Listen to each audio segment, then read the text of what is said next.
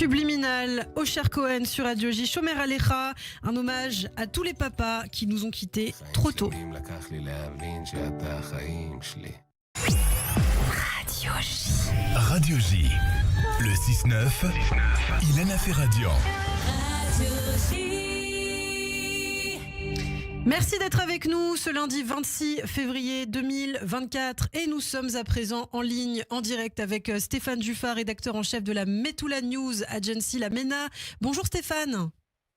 Bonjour Ilana, bonjour Eva, bonjour aux auditeurs et téléspectateurs de Radio J. Merci beaucoup d'être avec nous Stéphane, en direct d'Israël, en direct du nord d'Israël, puisque vous habitez bien sûr dans le nord d'Israël. Alors une première question, je voulais vous demander comment ça va, parce que je crois que ces dernières semaines ont été assez difficiles. Vous avez dû partir de votre habitation qui a été touchée, je crois, par des tirs. Comment ça se passe pour vous Stéphane ce matin ? C'est désagréable. L'être humain, ce site particulier qui dépend de sa maison, c'est une partie de son identité. Et là, ça fait un mois que je me trouve dans un hôtel, un joli hôtel d'ailleurs, à Tibériade. On a transféré une partie de nos studios, mais c'est pas ça. C'est très désagréable. Ouais. Mais alors, qu'est-ce qui s'est passé exactement ? Est-ce qu'on peut rappeler ce qui s'est passé, Stéphane ? Votre maison a été victime d'un tir du Hezbollah, c'est ça ?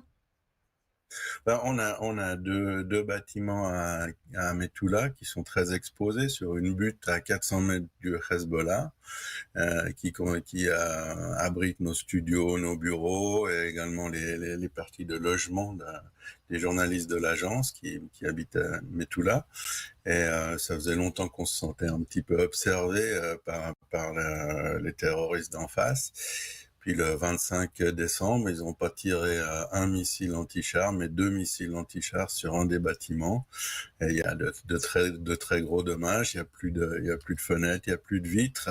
Donc on pouvait manifestement pas rester là-bas. On a été obligé de se replier. Et je dois dire que depuis qu'on s'est replié justement, la situation n'a fait qu'empirer. On va au moins une fois par semaine voir ce qui se passe à l'agence et c'est de plus en plus difficile et de plus en plus dangereux. C'est vrai que aujourd'hui on craint donc l'imminence d'une guerre peut-être encore plus dense au nord d'Israël et on le sait justement cette nuit je crois qu'il y a eu des tirs de drones, de missiles sur le nord d'Israël, notamment Kiryat Shmona qui a été visé. Quelle est la situation justement dans le nord, Stéphane ? Nous on la craint pas la guerre, soyons comme d'habitude très clair à ce propos. Il y a une organisation terroriste, une milice terroriste au service de l'Iran. Son travail, sa fonction en tant que telle est de détruire Israël, de nous obliger d'évacuer la zone frontière. Nous, notre travail, notre fonction, la fonction de l'armée, c'est de se battre et d'éradiquer les ennemis. Ceux qui pensent qu'on peut arriver à un accord politique avec une organisation terroriste se fourvoient, et se fourvoient notamment à l'aune de l'expérience qu'on a avec le Hezbollah. C'est pas la première ni la troisième guerre qu'on a avec eux. Il faut détruire le Hezbollah, il faut le faire le plus rapidement possible. Sinon, les gens comme moi, les déplacés, il y en a 100 000, ne pourront pas, retourner dans le nord. Et Israël risque de se résumer à un pays qui commence au lac de Tibériade et qui finit à Beersheva. C'est insupportable et ça démontre les lacunes de la gouvernance de l'équipe actuelle. Et puis on parle de moins en moins de ce que vous venez d'évoquer. Ouais. C'est-à-dire vous parlez de lacunes, Stéphane. Qu'est-ce que vous reprochez au gouvernement ? Qu'on ne frappe pas assez fort, qu'Israël ne frappe pas assez fort le Liban ? Qu'est-ce que ça signifie ? Non, on riposte. Vous avez cité ce qui s'est passé à Kiryat Shmona, mais si j'avais l'occasion de passer une des vidéos qu'on a filmées hier et avant-hier à Kiryat Shmona, il faut libérer le soldat Ryan, l'ouverture du film sur l'attaque des plages en Normandie, c'est insupportable. Il y a 2500 Israéliens qui se trouvent sous un feu qui est maintenant quotidien, qui dure plusieurs heures, et Tsahal justement réplique techniquement, c'est-à-dire que Tsahal va bombarder les sources de ces tirs, mais il n'y a pas de vision stratégique, c'est-à-dire entre riposter ce que Tsahal fait et puis empêcher ce que le Hezbollah fait, qu'on a tout à fait les moyens de faire. C'est ça qui nous rend fous, les déplacés du Nord et les analyses stratégiques.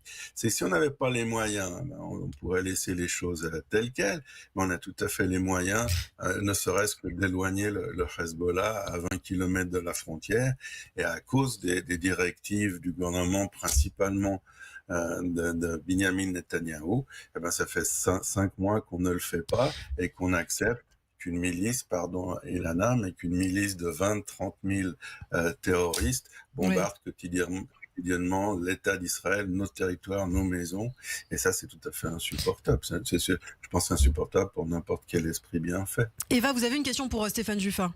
Oui, bonjour Stéphane.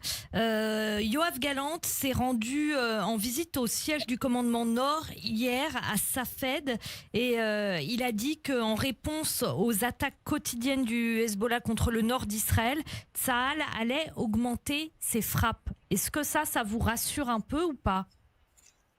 Je crois que j'ai compté, je crois que c'est la 38e fois qu'il dit ça. Il ajoute de temps en temps qu'on va ramener le Liban au temps des hommes des cavernes.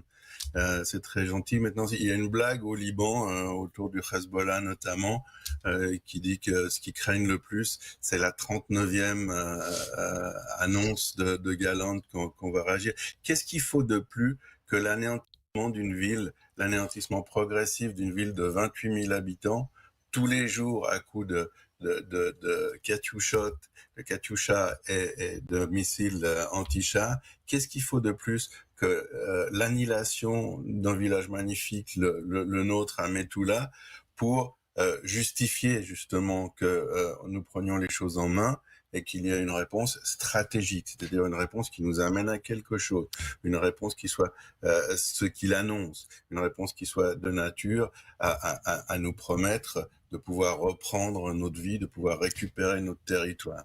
Comment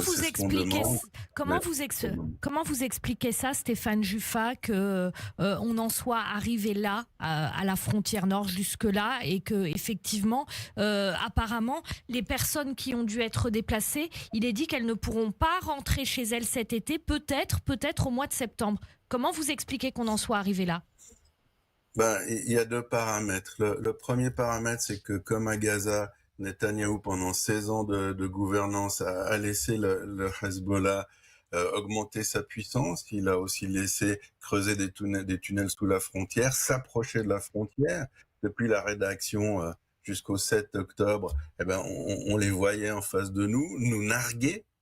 Je faisais mon footing tous les matins pendant 1 heure le long de la frontière et je me faisais insulter et narguer par les miliciens du Hezbollah parce qu'on savait qu'ils étaient là, on savait qu'ils nous observaient, on savait qu'ils nous filmaient et on n'a rien fait pendant 16 ans. On les a laissés amasser des armes qui sont pas de nature non plus à détruire Israël, mais qui sont tout à fait capables de nous empêcher de vivre notre vie. Et puis la deuxième raison, puis il faut aussi l'évoquer, c'est que des pays comme les États-Unis et la France font tout ce qu'ils peuvent pour dissuader Israël justement de solutionner son problème au Liban. Solutionner son problème au Liban, on a des divergences. Pour nous, il faut éradiquer cette milice du Hezbollah. 80% des Libanais sont d'accord avec nous. Et pour Netanyahou, mais aussi Gallant, qui fait de la figuration, il y a une possibilité de s'entendre avec le Hezbollah. Nous, ça nous fait rire, mais rire jaune, parce que moi, ça fait 1 mois que je suis déplacé à Tibériade, mais les gens qui m'entourent, les déplacés, les exilés intérieurs de Kiryat Shmona, de Metula et de toute la frontière, ça fait 5 mois, Eva. Ça fait 5 mois qu'ils vivent dans des chambres, souvent à 3-4 personnes de 20 mètres carrés. Et ils savent pas où ils vont, et il y a pas d'ouverture. Je peux pas, et on me demande ça tous les jours, je peux pas leur donner une estimation, leur dire ça va prendre encore 2 mois, ça va prendre encore 6 mois, ce qui serait plus ou moins acceptable, mais on n'a aucune estimation parce qu'on ne fait rien, on ne fait que riposter. Alors que Oui, je vous en prie. Eh bien, merci beaucoup. On n'a plus le temps, malheureusement, Stéphane Juffa, de développer davantage, mais merci en tout cas pour ce point de vue et toutes ces précisions sur Radio J. On vous retrouve évidemment régulièrement sur cette antenne pour commenter l'actualité en Israël. Je vous dis donc à très bientôt et bon courage, bien sûr, dans cette guerre qui se poursuit. On espère que vous pourrez rentrer très bientôt à la maison, Stéphane. C'est très gentil. Bonne journée à vous tous. Merci beaucoup. Vous restez avec nous sur Radio J.